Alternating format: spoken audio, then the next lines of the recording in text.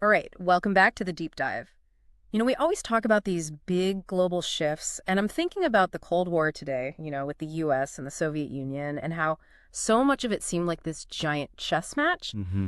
But, as you really dig into the decisions made, you realize that there was this one really powerful idea at play shaping a lot of those moves. It's the domino theory. Yeah, this domino theory. For those following along, this wasn't some passing fad. It was a central belief, a core concept driving policy for like decades. Decades, absolutely. And the idea at its simplest was that if one country in a region fell to communism, well, its neighbors would inevitably follow suit. Like a row of dominoes. Exactly, hence the name. One tips and then boom, boom, boom, they all go down. And the fear during the Cold War was that this spread of communism would just cascade across entire continents. And that's the heart of it, right? The domino theory wasn't just about, oh, this one country went communist. It was this whole vision of unstoppable regional collapse, that one domino tips. And the momentum just carries through, taking everything else down with it. And what's wild is that this wasn't just some academic theory cooked up in a university somewhere. Yeah.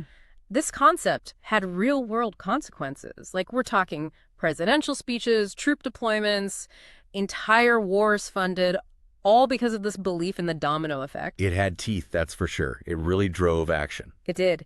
So in this deep dive, we're going to unpack this whole domino theory, explore its origins, where did this idea even come from, then we'll look at how it was applied in different parts of the world. Because sometimes, the dominoes did seem to fall as predicted, but a lot of times, not so much. Right. Mixed results, for sure. And lastly, we'll examine the lasting impact of this idea on international relations.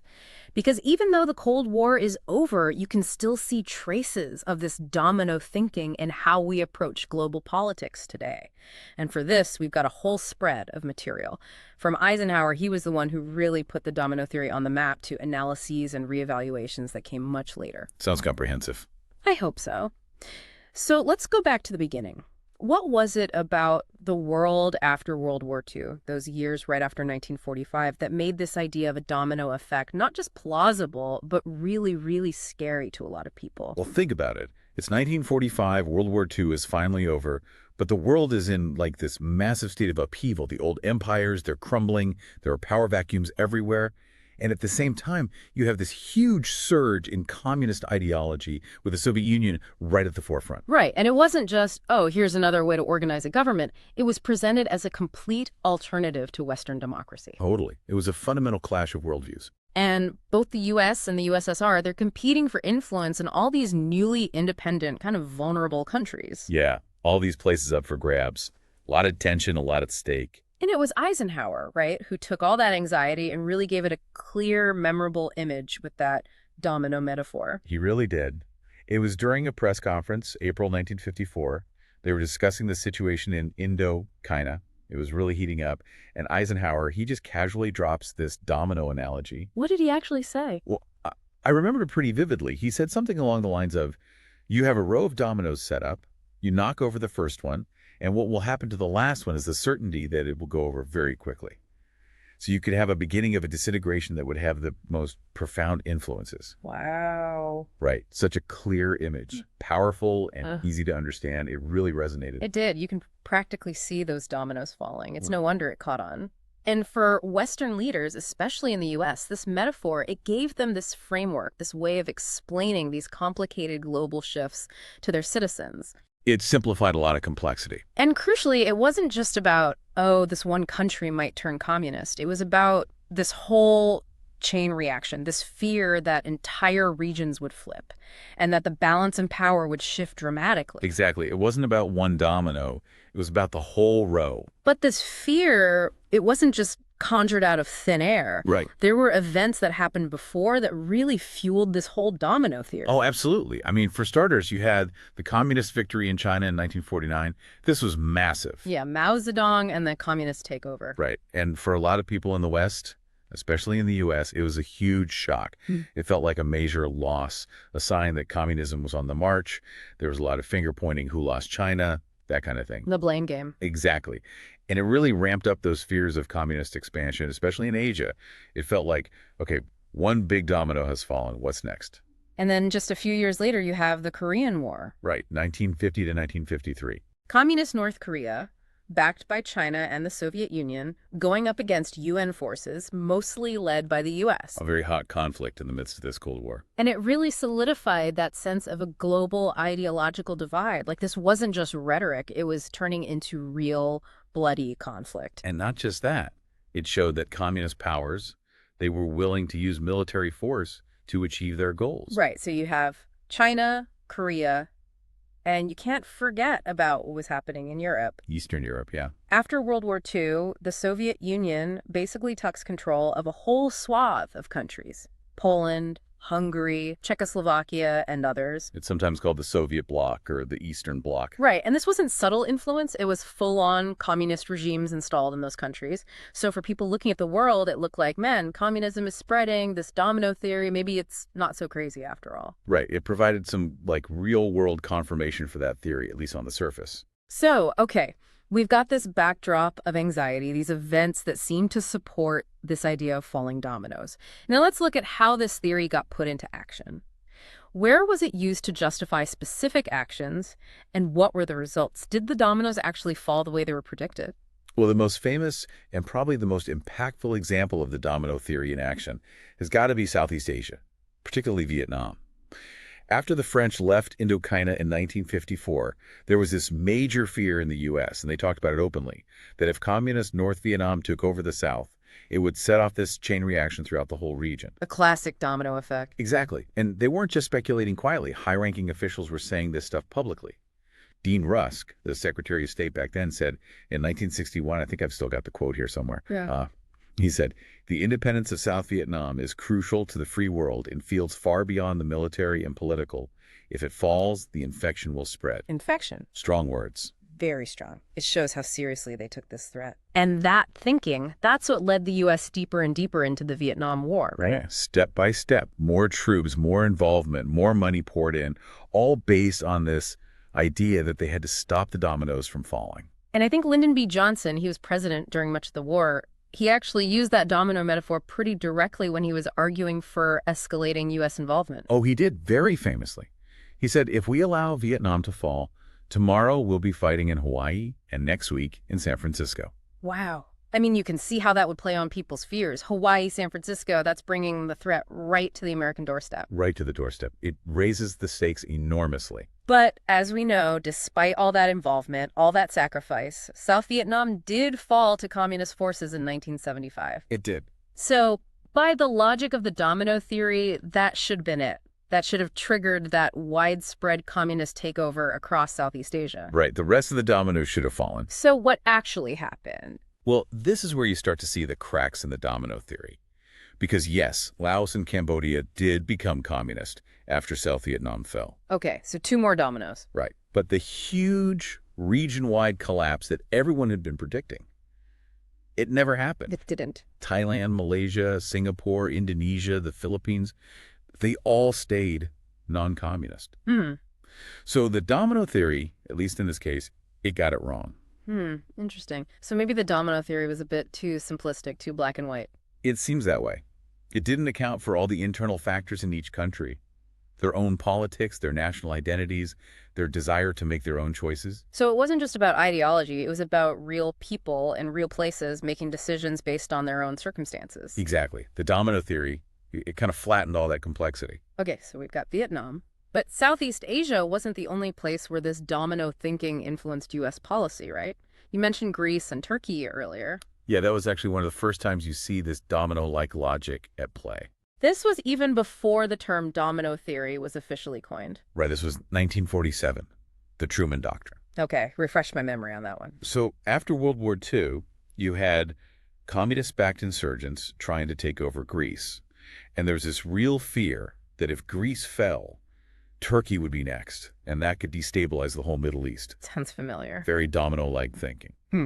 And President Truman, he made the case for giving aid to both Greece and Turkey.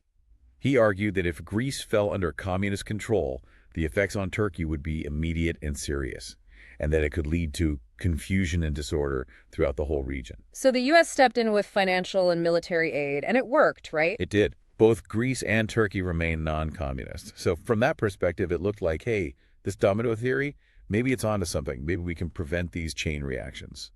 Yeah, that must reinforce that domino thinking, seeing it seemingly work in practice. Absolutely. Early success can be a powerful thing. And then, as the Cold War really heated up, you have this whole other region where those domino fears come into play, Latin America. And of course, the big event that set everything off there was the Cuban Revolution in 1959. Fidel Castro, Che Guevara, the whole thing. Right. Suddenly, you have a communist country 90 miles from Florida. That got people's attention. Big time. So the U.S., they must have been freaking out about dominoes falling in their own backyard. They were. Big time. And they took action. One example is the Alliance for Progress, launched by the Kennedy administration in 1961. Remind me what that was all about. It was basically a big aid program for Latin America. The idea was to address poverty and inequality, because the thinking was that if you improve people's lives, they'll be less likely to turn to communism. Sort of like, let's address the root causes so the dominoes don't even start to wobble. Exactly. And then, of course, you have the Cuban Missile Crisis in 1962. Oh, man, that was close. Talk about domino theory anxieties playing out on the world stage. The Soviets put nuclear missiles in Cuba. The U.S. blockaded the island. The world held its breath, waiting to see if things would escalate to full-blown nuclear war. And all because of this fear that a communist Cuba would become this launching pad for further communist expansion in the Americas. Right. It was like the ultimate domino theory scenario playing out in real time. And even beyond Cuba, the U.S. got involved in all sorts of messy situations in Latin America, often backing anti-communist forces, sometimes openly, sometimes secretly. Yeah, places like Guatemala in 1954, Chile in 1973. The domino theory was used to justify a lot of intervention, whether it was actually warranted or not. And it doesn't stop there. Even into the 1980s, under President Reagan, you see the domino theory being used in Central America. Oh yeah, Nicaragua, El Salvador, Guatemala again. Reagan was a big believer in that domino effect, wasn't he? He was. He talked about it a lot. In 1983, he gave a speech where he warned that if the U.S. couldn't defend itself in Central America, their credibility would collapse, their allies would abandon them, and the U.S. homeland would be at risk. Wow. So he was basically saying that even if these conflicts seemed far away, they were still dominoes that could ultimately threaten the U.S. itself. Exactly. And that kind of thinking led to some very controversial policies, like supporting the Contras in Nicaragua, who were fighting against the socialist government there. And even in Africa, right? You had all these proxy wars, Angola, Mozambique, the Congo, where the U.S. and the Soviet Union were backing different sides, all because they were afraid of the other side gaining influence. It was a global ideological battleground, with those domino anxieties fueling conflicts all over the place. So it's like the domino theory. It gave this framework for looking at the whole world, this idea that every little conflict, even in some far-off corner of the globe, could have these huge ripple effects. Right. Every fight was a potential domino that could set off a chain reaction. But, as we saw with Vietnam, that wasn't always the case. Sometimes the dominoes just didn't fall the way they were supposed to. Right. Which brings us to a really important point. The domino theory, it may have captured some of the anxieties of the Cold War, but it definitely missed a lot of the complexity of what was actually happening in the world. Yeah, it had its limitations.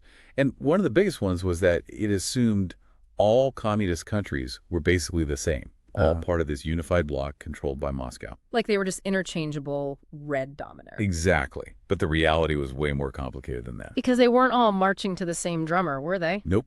A big example of this is the Sino-Soviet split in the 1960s.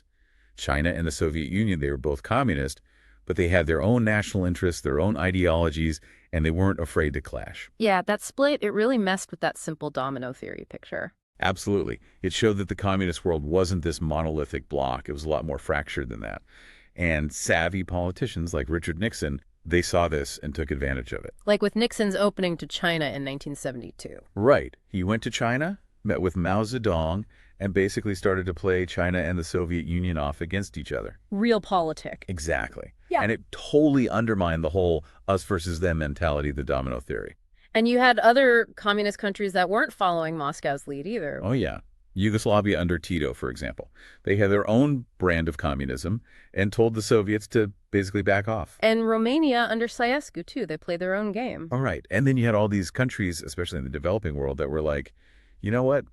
We're not picking sides. We're not aligned. Right. Like India, for example. So the domino theory, with its black and white thinking, it totally missed all these nuances. It did. It assumed ideology was the driving force. But a lot of the time, national interests, local conditions, the desire for independence, those things mattered more. So yeah, the domino theory may have explained some things, but it clearly wasn't the whole picture. Nope. It was way too simplistic.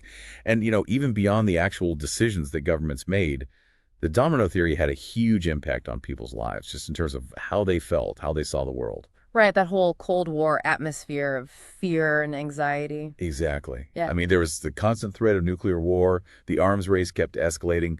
Both sides had enough nukes to destroy the world many times over. The doctrine of mutually assured destruction, MAD. Right, MAD. Comforting, huh? Not really. And the domino theory, it just added to that fear. It made it feel like any little conflict anywhere in the world could trigger a chain of events that would end with nuclear annihilation. It's like, how do you even live with that hanging over your head? It must have been incredibly stressful. And then you had stuff like McCarthyism in the U.S. The Red Scare. Right, this whole wave of paranoia about communists infiltrating the government, schools, everywhere. People were blacklisted, lost their jobs, even went to jail just for being suspected of communist sympathies. Really dark times. They were. And the domino theory contributed to that atmosphere. It fed this fear that communists were everywhere, trying to topple dominoes and take over the world. So it wasn't just about foreign policy. It was about creating this climate of fear and suspicion domestically as well. Absolutely. Okay, so looking back at the domino theory now, with the Cold War over and all that hindsight, what's the verdict? How should we think about it today? Well, a lot of historians and political scientists see it as a pretty flawed idea. I mean, it was used to justify some really bad decisions, especially the Vietnam War, which cost so many lives and achieved very little. Yeah, that's hard to argue with. And even though the fear of communism wasn't completely unfounded, there were definitely communist movements trying to spread their influence. The domino theory really oversimplified things. It treated all these different countries and movements as if they were all the same, all part of this single coordinated threat. Which wasn't true. No. And it led to interventions that caused a lot of suffering and didn't even work in the end. But even though the Cold War is over, it does seem like that basic fear that the domino theory tapped into the fear of instability spreading, of one event triggering a cascade of chaos that still shapes how we think about the world today. It does, doesn't it? I mean, we may not use the term domino theory anymore, but you can see that same kind of thinking in discussions about terrorism, about regional conflicts, about the rise of new global powers. Like with China, for example. Yeah, there's a lot of talk about China's growing influence and whether it's going to destabilize the region or challenge the existing world order. It's almost like people are looking for new dominoes to worry about. Right, and it's not just about communism anymore. It could be about anything that people see as a threat. Political extremism, economic collapse, the spread of misinformation. Yeah, the details change, but the basic anxiety about things spiraling out of control, that seems to be a constant. It's funny, though, when you think about the end of the Cold War, it was like this reverse domino effect. The Soviet Union, instead of spreading, it just collapsed.